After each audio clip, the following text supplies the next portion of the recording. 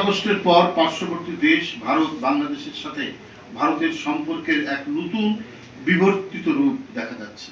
এই যে আমাদের দীর্ঘদিনের সাথে তাদের যে রিলেশন, নানা সময় নানা টানাপোড়েন হয়েছে, কিন্তু মোটামুটি আমাদের সম্পর্ক একটা সম্পর্ক ছিল, মানে ব্যবসা বাণিজ্যের ক্ষেত্রে, ট্যুরিজমের ক্ষেত্রে, চিকিৎসার ক্ষেত্রে অনেক সম্পর্ক ছিল। কিন্তু এই সম্পর্কের বিবর্তন হতে হতে এমন এমন এক জায়গায় গিয়ে দাঁড়িয়েছে, মনে হচ্ছে তারা এখন একটা মানে প্রত্যক্ষভাবে বাংলাদেশের সাথে একটা বৈরিতা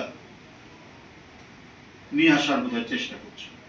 গত মে মাসে বিএসএফ সীমান্তে নির্মমভাবে হত্যা করেছে 6 জন বাংলাদেশিকে। অসংখ্য ভারতীয় নাগরিককে বিদেশি বলে বাংলাদেশে পুশিং করা হচ্ছে। প্রতিনিয়ত আপনারা দেখবেন বাংলাদেশের কোন না কোনো সীমান্তে, সেটা আপনার মৌলভীবাজার হোক, সেটা কুড়িগ্রাম হোক, লালমনিরহাট হোক, ঠাকুরগাঁও হোক, দিনাজপুর হোক, চাঁপাইনবাবগঞ্জ হোক, সাতক্ষীরা হোক, প্রতিদিন কোনো না কোনো সীমান্ত এলাকায় আপনার পুশিং চলছে এবং ভারতীয় নাগরিকদেরকে জোর করে বাংলাদেশের মধ্যে পাঠানো হচ্ছে, ঠেলে পাঠানো হচ্ছে।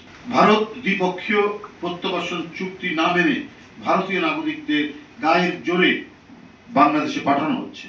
এটি রাজনৈতিক উদ্দেশ্য প্রণোদিত এবং সৎ প্রতিবেশী সুলভ সম্পর্কের নীতির পরিপন্থী কাজ। ভারত প্রতিবেশী দেশগুলোর সাথে কখনোই সুসম্পর্ক রাখতে চায় না। বাংলাদেশকে অস্থিতিশীল করতে পুশ ইন সহ নানা ধরনের পদক্ষেপ তারা গ্রহণ করেছে। কৌশলে বাংলাদেশকে দমিয়ে রাখার প্রচেষ্টা হিসেবেই পুশ ইন ল্যান্ড পোর্ট বাংলাদেশের পণ্যের পরিবহন নিষিদ্ধ করা হচ্ছে।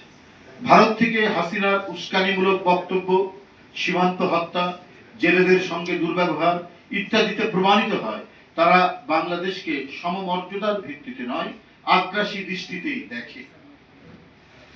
বাংলাদেশের জনগণের সার্বভৌমত্বের প্রতি তাদের কোনো শ্রদ্ধা নেই। এক সুদূর প্রসারী মাস্টার প্ল্যানের অংশ হিসেবে ভারতের নাগরিকদের বিদেশি বলে বাংলাদেশে ঠেলে দেওয়া হচ্ছে। তবে বাংলাদেশের সরকার এ বিষয়ে কেন জোরালো ভূমিকা নিতে পারছে না, এই প্রশ্নটা এখন সবার মুখে মুখে।